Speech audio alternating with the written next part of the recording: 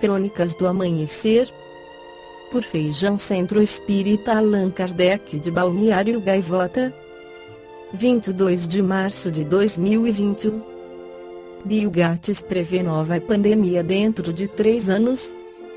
Questionado sobre a inevitabilidade da nova pandemia, durante uma conversa com a atriz e comediante Rashida Jones, o epidemiologista norte-americano, Anthony Fauci, num podcast publicado na segunda-feira, dia 22/11, Gates afirmou que poderá ser daqui a 20 anos, mas que devemos assumir que pode ser dentro de 3 anos. No entanto, o impacto da propagação de uma nova doença será menos destrutivo, porque teremos praticado como agir.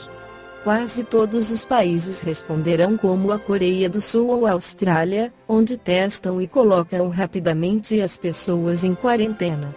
Além disso, acrescentou, as nossas ferramentas de teste serão muito melhores e não seremos tão estúpidos na segunda vez.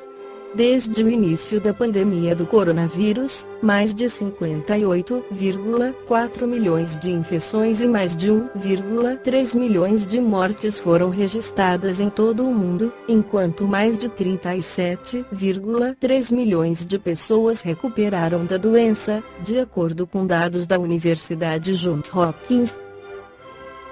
Na Revista Espírita de fevereiro de 1867, Allan Kardec incluiu mensagem do Espírito Doutor Morel Lavalée intituladas T.R. As causas principais das doenças, o que é o homem, um composto de 3 princípios essenciais: o espírito, o perispírito e o corpo.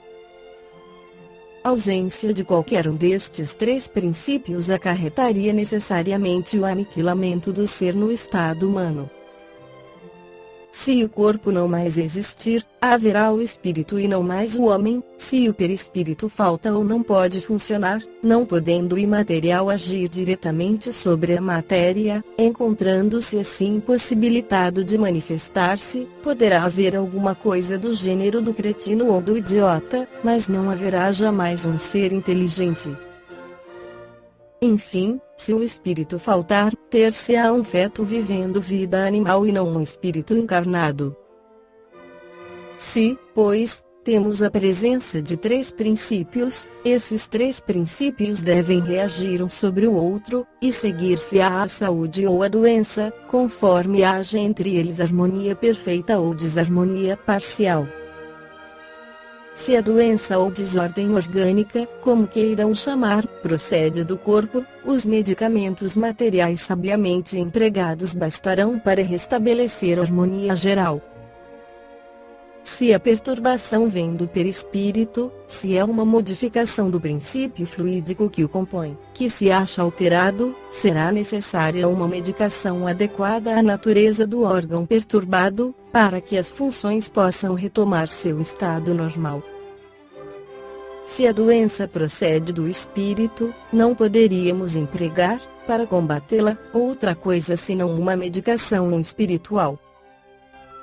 Se, enfim, como é o caso mais geral, e, podemos mesmo dizer, o caso que se apresenta exclusivamente, se a doença procede do corpo, do perispírito e do espírito, será preciso que a medicação combata simultaneamente todas as causas da desordem por meios diversos, para obtermos a cura. Ora, o que fazem geralmente os médicos? Eles cuidam do corpo e o curam, mas curam a doença? Não. Por quê? Porque sendo o perispírito um princípio superior à matéria propriamente dita, poderá tornar-se a causa em relação a esta, e se for entravado, os órgãos materiais que se acham em relação com ele serão igualmente atingidos na sua vitalidade. Cuidando do corpo, destruís o efeito, mas, residindo a causa no perispírito, a doença voltará novamente, quando cessarem os cuidados, até que se perceba que é preciso levar alhures atenção, cuidando fluidicamente o princípio fluídico mórbido.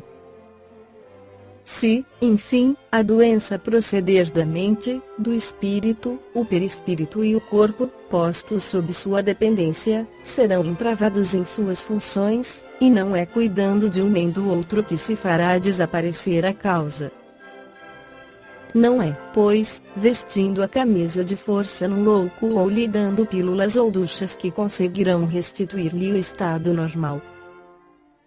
Apenas acalmarão seus sentidos revoltados, acalmarão seus excessos, mas não destruirão o germe senão o combatendo por seus semelhantes, fazendo homeopatia, espiritual e fluidicamente, como fazem materialmente, dando ao doente, pela prece, uma dose infinitesimal de paciência, de calma, de resignação, conforme o caso, como se lhe dá uma dose infinitesimal de brucina, de digitalis ou de acônito. Para destruir uma causa mórbida, há que combatê-la em seu terreno. O espírito Joana de Ângeles pela psicografia de Divaldo Pereira Franco N. Livro Vigilância nos convida a mudar para curarmos nosso espírito doente. Muitos dos conflitos que afligem o ser humano decorrem dos padrões de comportamento que ele próprio adota em sua jornada terrestre. É como que se copiem modelos do mundo, que entusiasmam por pouco tempo, sem que se analisem as consequências que esses modos comportamentais podem acarretar. Não se tem dado a devida importância ao crescimento e ao progresso individual dos seres. Alguns creem que os próprios equívocos são menores do que os erros dos outros. Outros supõem que, embora o tempo passe para todos, não passará do mesmo modo para eles. Iludem-se no sentido de que a severidade das leis da consciência atingirá somente os outros. Embriagados pelo orgulho e pelo egoísmo, deixam-se levar pelos desvarios da multidão sem refletir a respeito do que é necessário realmente buscar-se. É chegado o momento em que nós, espíritos em estágio de progresso na Terra, devemos procurar superar, de forma verdadeira, o disfarçado egoísmo, em busca da inadiável renovação. Provocados pela perversidade que campeia, hajamos em silêncio, por meio da oração que nos resguarda a tranquilidade. Gastemos nossas energias excedentes na atividade fraternal e voltada à verdadeira caridade. Cultivemos a paciência e aguardemos a benção do tempo que tudo vence. Prossigamos no compromisso abraçado, sem desânimo, sem vãs ilusões, confiando sempre no valor do bem. É muito fácil desistir do esforço nobre, comprazer-se por um momento, tornar-se igual aos demais, nas suas manifestações inferiores.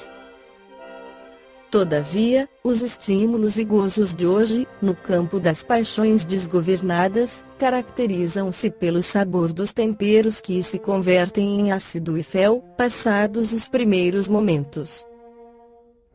Aprendamos a controlar nossas más inclinações e lograremos vencer se perseverarmos no bom combate. Convertamos sombras em luz.